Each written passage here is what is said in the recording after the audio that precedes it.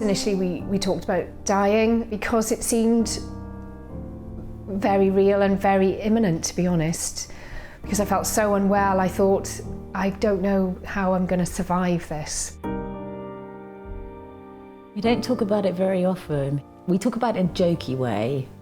Or, you know, like some hideous song you'd have played at your funeral, you know, things like that, and what kind of headstone I'd like. And we do it in this sort of flippant, offhand, casual way. I've been told I have up to or less than 12 months life expectancy. And this is the second time I've been told this. I was told this on April the 12th, 2016, and I was told this last week with a meeting with my oncologist. I don't count down days or months, I just get on with life. I feel myself quite fortunate because I'm able to do things that I want to do, or most things that I want to do. I'm able to spend time with my family and friends, quality time.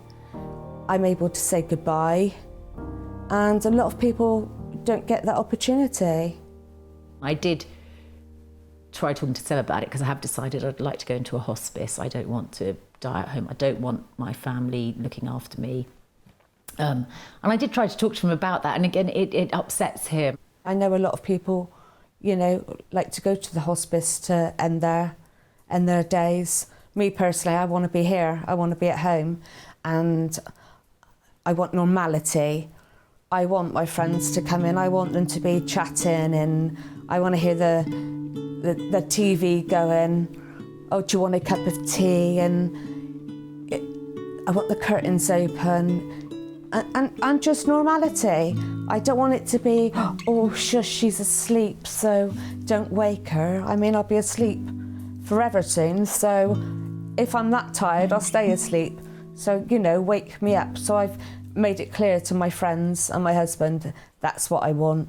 We sorted out our wills, and I did go into a frenzy of cleaning the house, sorting all my cupboards out, putting everything into alphabetical order.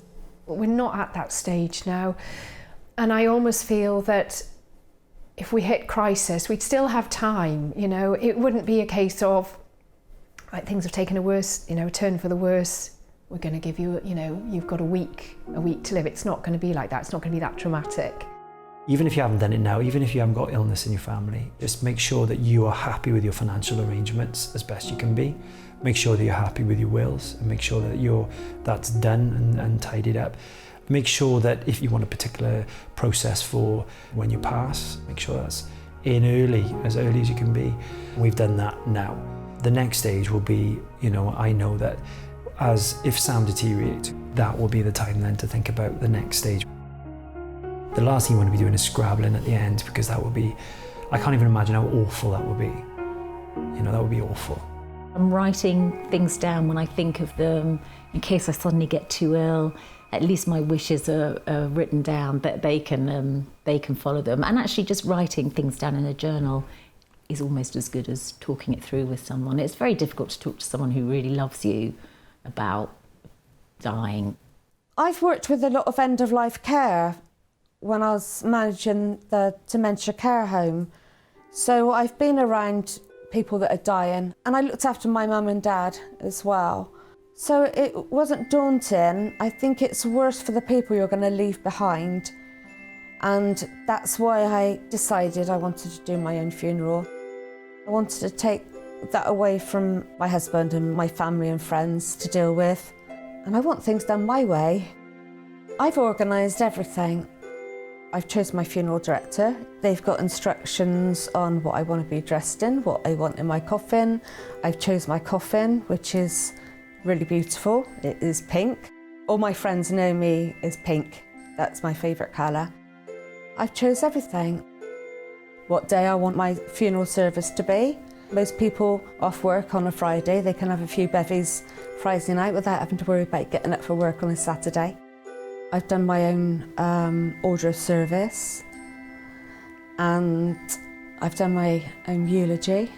So Carol, the funeral director, should be reading it as if it's come from me. And I find that really empowering to be able to do that. My last few words It's quite jokey, my eulogy.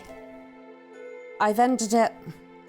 I've gone on long enough now, and it's now time to say goodbye and see you next time.